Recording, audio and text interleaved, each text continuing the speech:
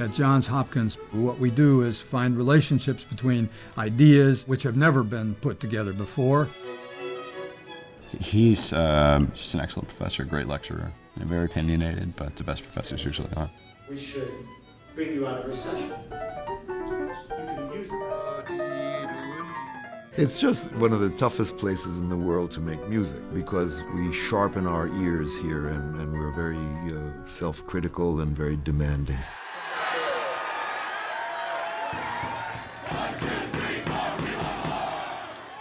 Johns Hopkins is definitively the best hospital. And they think not only about the patients, but about the families of the patients. Johns Hopkins has a certain clarity about itself. It's also very responsive to the needs of students who want to go out and experience the world.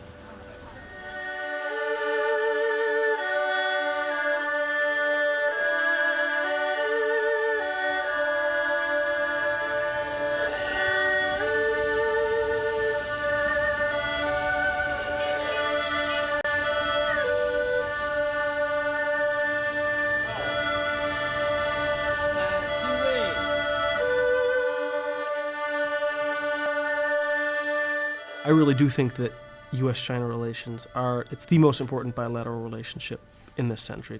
We need qualified folks on both sides who are conversant in the two languages, the two traditions, over a whole range of fields. And that's what this place does. If you don't understand kind of the roots of Chinese culture, looking at any contemporary problem, you're only going to be really looking at the superficial level.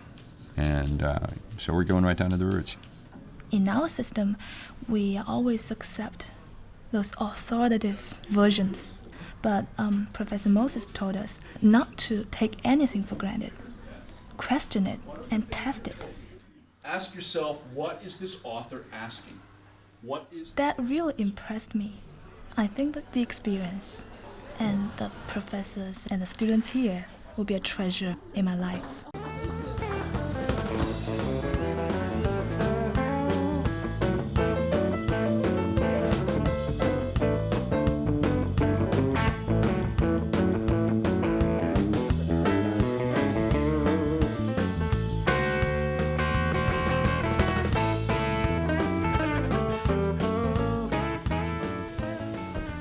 When I went to medical school here in the early 70s, cancer really was a black box. It seemed to be something that almost came from outer space that just struck people down.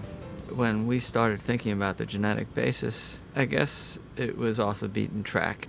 There has been a revolution in cancer research, and at Hopkins, that revolution was due in significant part to the work of people like Dan Nathans and Ham Smith. So the 14122. A place like this without students could not exist. They come up with many of the ideas. There's nothing more important than the students. Yeah, not everything. I'll ask them how much they want, I'm sure. Beautiful.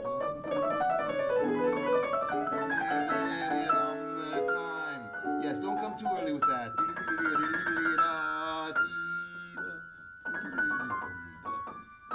I only recently began to line the walls with some of the Hubble pictures of the universe, which I think represent the universe that we as musicians work in, outer space, as well as inner space. Art and music is a great synthesizing force, so filled with riches that one can never fully plumb them. One can never find the answer, because there is no the answer. It fills me with great joy that so many of my students do go on. Yes. The level of forces with the robot are higher than by hand, but also the level of forces recorded with an instrument tie with something like this. Johns Hopkins has a sort of a special tradition that I haven't seen at any other university. That is, almost all the undergraduates seem to get involved in research. Kate Johnson, she's a sophomore biomedical engineering student, and I have to say, when a sophomore comes to you and asks to do research, that's someone who's fairly young. So the problem was with the angle, is the way we were looking at it was basically a complete circle. But surgeons at Johns Hopkins have been working with surgical robots, but the main problem with this system is the surgeon doesn't get to feel what the robot is feeling. Now, if you put haptics into the loop there, haptics is anything having to do with the sense of touch. You actually get to feel like you're doing the procedure as well. What I would like to accomplish here at Hopkins is giving surgeons the sense of touch with these surgical robots, which I think are absolutely going to revolutionize surgery.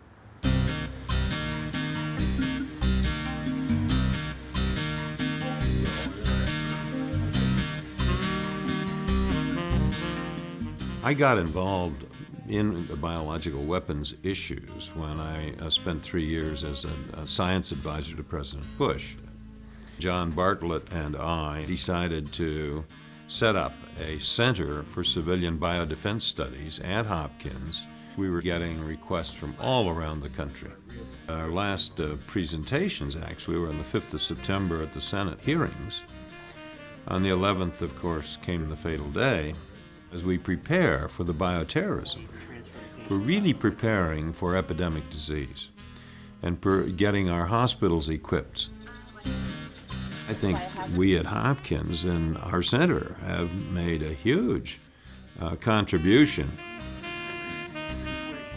They've begun to realize that this is a real problem because this is about much more than bioterrorism. This is about survival.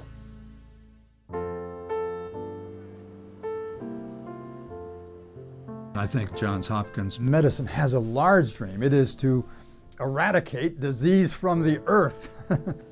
That is not a small dream. Johns Hopkins really does stand alone, where scientists and surgeons work together. Historically, Hopkins has always been in the vanguard of research and translating into patients. Oh, I love you, baby. That's the real goal. People come from all over the world to study here, to do research here, because they know it's a great place to make the next breakthrough. Right now, back to the other room. The whole history of medicine, especially at Hopkins, is that once one understands the disease, it's only a matter of time before one can control it in some way, either prevent it or treat it better. It's just a matter of time. It will happen.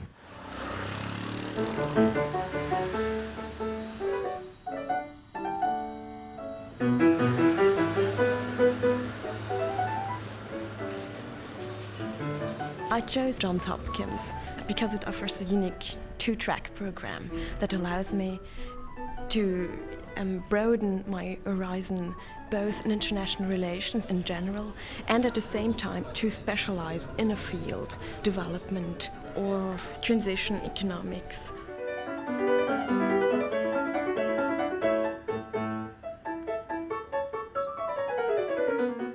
European history in the last 300 or 400 years has really shaped the world in which we live. My own personal motivation is to try and give the students some sense of historical consciousness. It's a great experience to be surrounded by people from all over the world with very different backgrounds. Exactly, the marginal propensity to consume. And then we said that there's this intercept here, which is a fixed C. Then we've got a shift in this curve.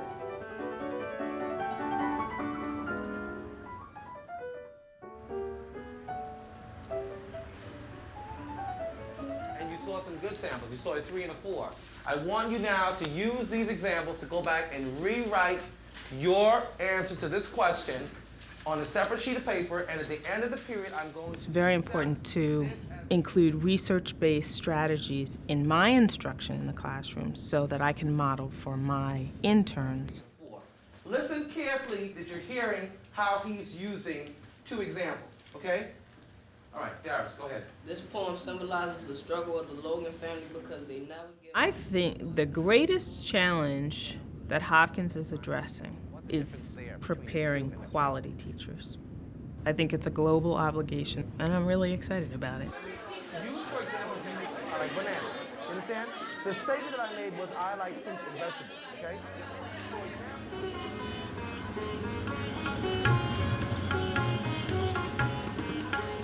I have worked in India most of my life, and most of my time is taken up with questions of health and poverty and violence, trying to see what it is to live in the world that we do live in, and to bring in voices of people who are otherwise quite marginal. There may be just one teacher. Last year in the summer, 3 students came to me from engineering, and they said they wanted to work in a village in India for 3 months. It's a very exciting area to train students to do something meaningful in the world. Negli uffici anche alle 2. Gli orari adesso sono molto più elastici. Molte persone rimangono fuori per il pranzo. Quindi adesso le cose sono Absolutely beautiful was my first reaction when I came here. It's hard to believe that I'm going to be living here for 4 months. It's easy to let yourself kind of fall back into time when you're in a city like this. We don't want Johns Hopkins students to feel that they're stepping off track in order to go abroad. Also, we want to provide what truly is a life-enriching experience.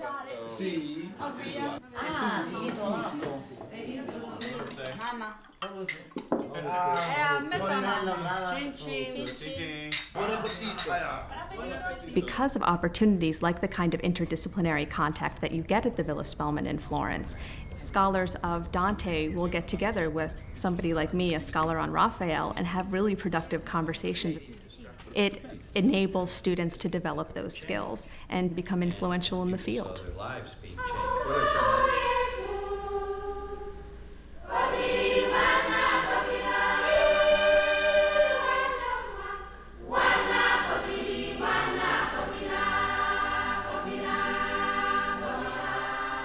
There's a child dying from malaria every 20 to 30 seconds somewhere on this earth. And that would mean that if you were to talk for 10 minutes, there will be somewhere between 20 and 30 children dying from malaria. What will happen with the creation of this Malaria Institute is that we will be able to attract the best possible people to produce a vaccine that can stop transmission of malaria. So it's a really very challenging problem. The parasite is very smart. My personal dream is to have the world which is free of malaria.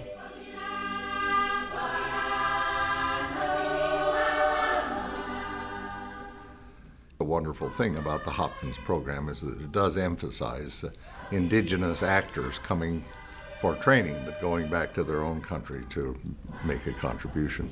The school is an enormous contributor to the equalization of health standards around this world.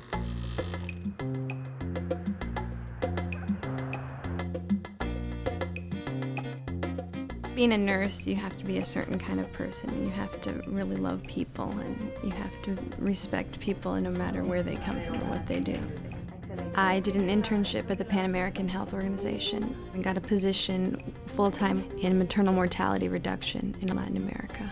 I'm still doing international health, being in such a diverse and cosmopolitan place as Washington, and to work on the front lines like where I am right now. Say hi. Mira, Miguel.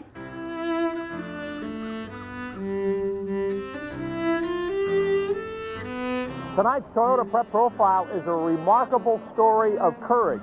Last January, Adam Rabinowitz of Park School underwent open heart surgery.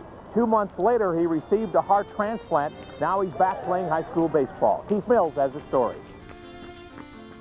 I had no idea what my life would be like after the transplant. I didn't think about dying too much, but it was certainly in the back of everyone's mind.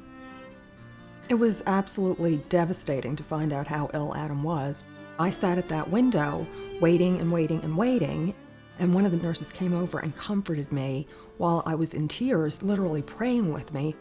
That was a very difficult operation. He was very sick afterwards for a while, and fortunately he recovered and actually has done well. I mean, he's a poster child for transplant. 2 weeks after I was out of the hospital, I was back in school. And a while after that, I was back playing varsity baseball. Last summer, I went skydiving.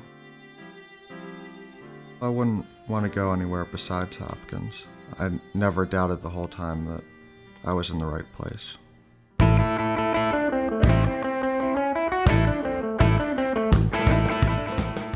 As it possible to harness creativity? Creativity requires thinking outside the lines and thinking outside the commonly held restrictions. The idea that money from people like myself could advance understanding is a powerful motivator.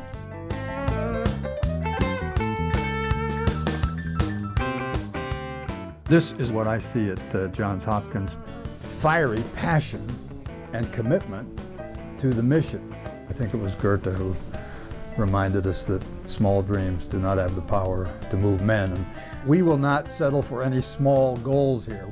And that, of course, can make all the difference.